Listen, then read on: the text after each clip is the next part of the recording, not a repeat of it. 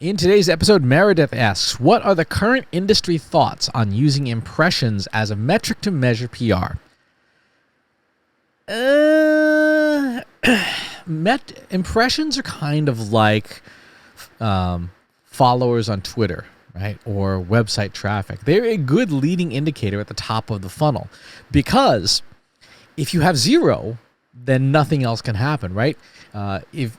If you have zero visitors on your website, guess what? All the stuff down funnel doesn't matter because you have zero traffic, right? If you have zero followers on Twitter, it's going to be real hard to demonstrate any other value because it's zero. So if your PR efforts are zero, right? You've got no impressions whatsoever, you're not going to generate any other results. So at the very least, they are a leading indicator that can hint towards the performance of other things. However, the challenge with public relations metrics in general is that they are all inherently top of funnel metrics for the most part. They do have impact throughout the funnel, but PR's primary remit is at the top of the funnel to generate awareness, to generate trust, to generate interest. And so impressions are a starting point.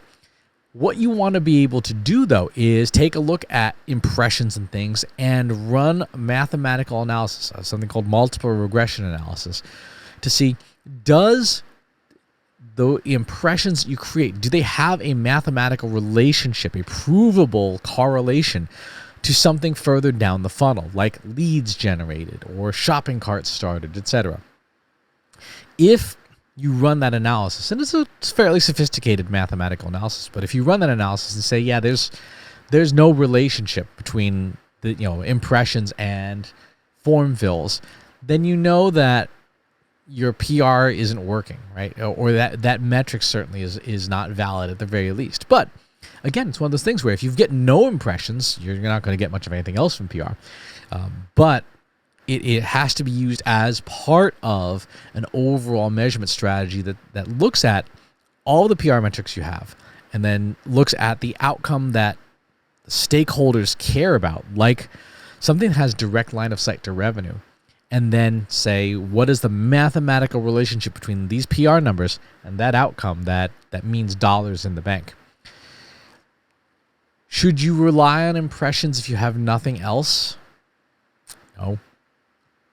At the very least, I would blend it with another set of metrics that you can get a hold of. Something like branded organic search, which is the number of times people search for your products or services or company or stakeholders by name, right?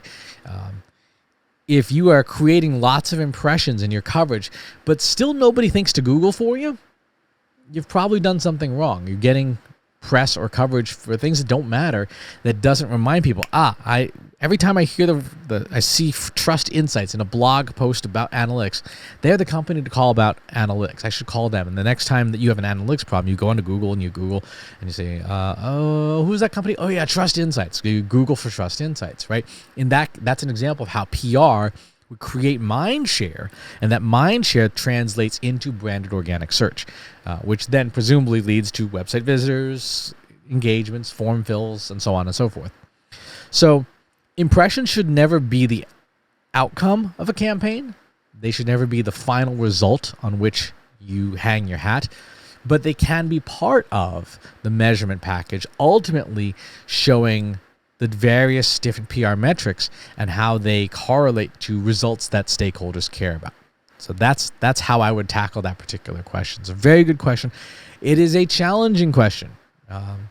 The outcomes and effects of public relations are measurable. They are trackable. They are something that you can look at and understand the value of public relations. But to do so requires a lot of math, and that's not always something that folks who got into PR to enjoy doing. Right, a decent number of folks got into PR because they didn't want to be doing a whole lot of math, but to prove the value, that involves a lot of math. So, good question.